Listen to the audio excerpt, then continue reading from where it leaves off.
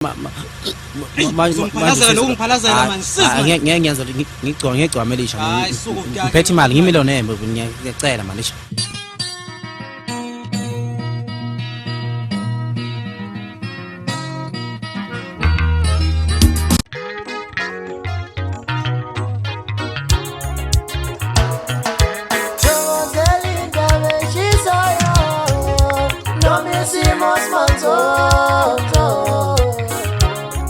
Siphinde sikwamukele umukela emakhaya kwesimanzonzo sikulethela indaba zamaskandi ihamba phambili nifika ngesikhathi. Sibonga kakhulu ngesupport enithena siphayo nesicela amavidiyo niwasherishe nikhombise abangani benu ukuze bengasali ngaphandle endabeni zamaskandi. Ngaphandle ke ukupholisa amaseko ngihlale kuzo indaba zamaskandi ezoqala ezokuthi ingoma kaMdumazi isimdonselo somabhizinisi. Emva kokuthi kutrenda ingoma kaMdumazi ethi ngidakuwe mina umlaba ungenza umuntu. Le ngoma abantu bayikhumbula ke ingoma impela ebivala emahostela evala amavasithi ematekisini yonke indawo bekudlala nje umlaba. Le ngoma sigcina iziwe usomabhizinisi aphinde ube umsakazi weGagasi FM uQini Shando abantu bazomkhumbula kwiGagasi FM. Ubhalile ngempela lapha ku Facebook Qini Shando ukuthi usacela abantu abangamxhumanisa noMdumazi bemtshene ukuthi ufisa ukuthi ezoshutha le ngoma kwaZulu Gin ephuzana utshwala bakhona. Uthe zonke indleko zale video zizokhokhelwa uye. Wasethi uyathanda ukuxhasa kakhulukazi abantu base-KZN uma ukuthi khona inqubekela phambili abayenzayo. Uba sekunjalo impela bamxhumanisa. Sibonile abantu abafana nabamrekhodayo obhuti uThamsanqa Sibiya weMashinga impela bakwazi ukugcina besixhumanile. Kuthe senjalo ube sepost uQini Shando ukuthi uyabonga kakhulu umtholile uMdumazi bashutha lapha behlanganisa zona indaba ezihle ze music video yawo umlaba. Sibonga kakhulu ke kakhulukazi eMashingeni okuyi-studio arekhoda kuso. Siyabonga amagalela aMashinga. Amashinga akwayitshena ukuthi studio esirekhoda amavukana kodwa siyajabula uma ukuthi nabantu asebeba negama elingaka emphakathini beya eMashingeni befike besizakala. Sibonga kakhulu kubaphathi baMashinga obhuti uSibiya nethimba lakhe. Akulaleleke le clip le eyadumisa le ngoma le ethi umlaba lapho khona uZandla encane ehuba ngempela le ngoma le esigcine imakhela udumo kanje. Ungenzi umuntu ngizolala ngiduma ngitakiwe mina umlaba ungenzi umuntu ngizolala ngiduma.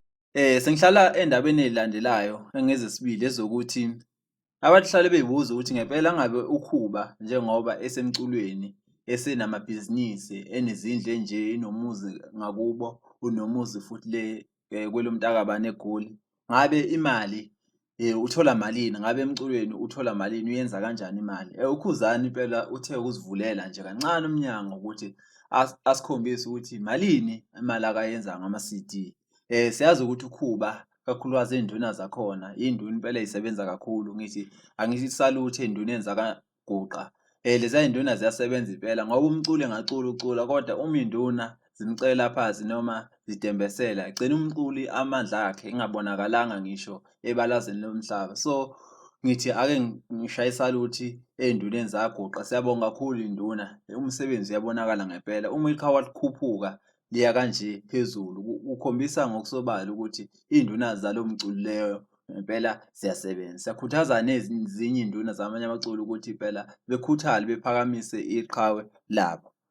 Sikuyo ke imali ube sekhombisa ukukhuzana ukuthi yena iCD encourage abantu ukuthi beorder nge-pre-order okusho ukuthi uorder iCD ngakaphumi uthi wenzela ukuthi masifika iCD siyazi ukuthi uyigayela uba kanjalo kanjalo wenza umsebenzi uhambe smooth nemali ayibone futhi ukuthi ungabe uyayenza iprofit.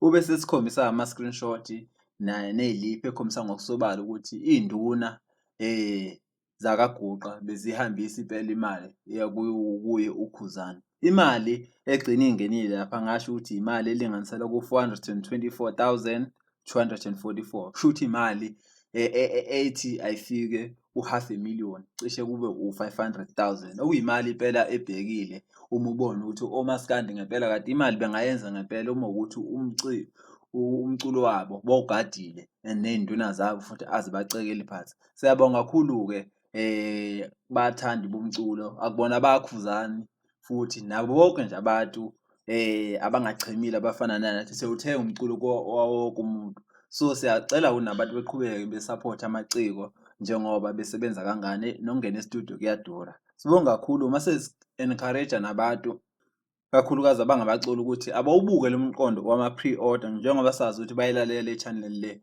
Abeke behlale phansi nezinduna zabo.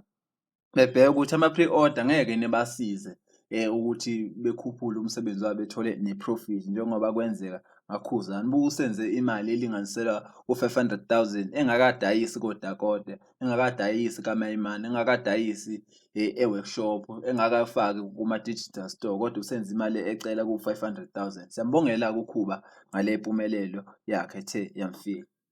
Sekuze zamaskandi futhi igcwame elisha indlaba ephika emdletsheni ikhiphile impela album yawo eshisayo ethi Follow Mani. Uma uwazi amagolide uzongivumela ukuthi le album le icishe ifane namagolide. Bayazi abantu ukuthi amagolide hey emnandi le album nalena ke iFollow Mani ifana namagolide exactly. Isiqi sithule sithe du yonke ama vocals yonke into ihlelekile isifundo sikhona yonke into iphelele kule ngoma le. So ayafana namagolide ialbum njengoba isithembisile uDuyaza ngempela wenze show ialbum emnandi kakhulu le. Akekho umuntu ongathi ngeka ayithande ukuyilalela le album. Siyacela ukuthi uxhumane nezinduna zakhona uye kodakota uthenge lo mculo le album impela ekusebenze khona kakhulu. Sibonga kakhulu nezidude ezimrecordayo iTuck Studios kwesokuthutha. Siyabonga kakhulu uma ukuthi abaculi babakhiphela uju le album ekanje.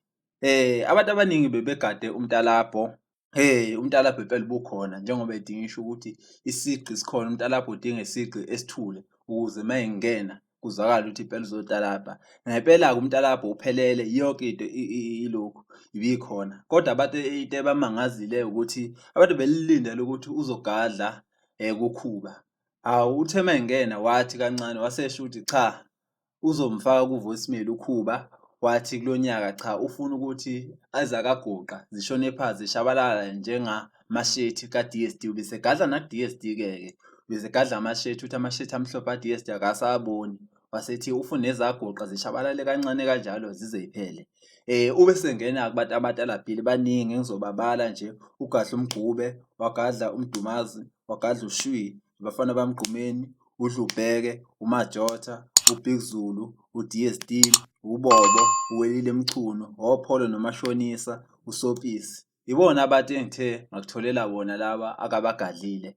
Ngempela uma uya kule ngoma uzozo ngempela ukuthi cha iyashuba impela umntalapho omnandi kakhulu.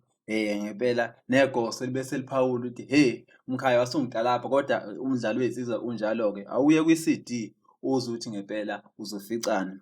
Khona enye ingoma ethusa abantu abaningi bikwi album yakhe futhi igqokame ethi ngiwunyazi lwezulu. Abantu abaningi amakholwa yakhushukele ama BP betshena ukuthi uyini manje masethi uyibiza ngonyazi lwezulu. Kodwa mawungena kuyo le ngoma le uzoza ucha hayi ayikhiphi ingoma eright futhi engasho ukuthi uyashumela ngayo njengoba esho ukuthi igigaba zakhe ufake ikatolo enziwe ibekwa amacala kodwa ekugcineni uyanqoba njengonyazi. So akuyona into engazikhuphule iBP yamakholwa le into nje emnandi. Ungaya kwi-CD uyithenge uyilalele uzoza ukuthi cha akuliwa kangako.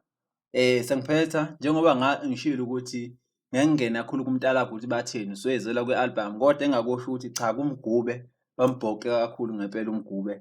Uzwangena na ekseni wasithi halamuzi ngomntalapho othe na uzotalapha yena igcwame elisha uthe nayi iclip esinqamo nje ufuna ukukhombisa ukuthi uzobe umntalapha kanjani njengoba ekhiphe album ethi iso. Hayi no sisilayisensa ngiphethe ngithatha drive license driver mina. I don't understand you. Hayi ngiyacela sisi ngithatha ngiphethe. Can you please step out of the car please? Sisiyangibambezela manje yazi. Mr. Mzimkhulu. Igcwame elisha. Yes, ma'am. Can you please come and translate for me here? What's going on here? Ngiphazamisa. Uthini wendoni? Hayi no but ngitshela sisilo ukuthi license ngiphethe manje sikhulume manje.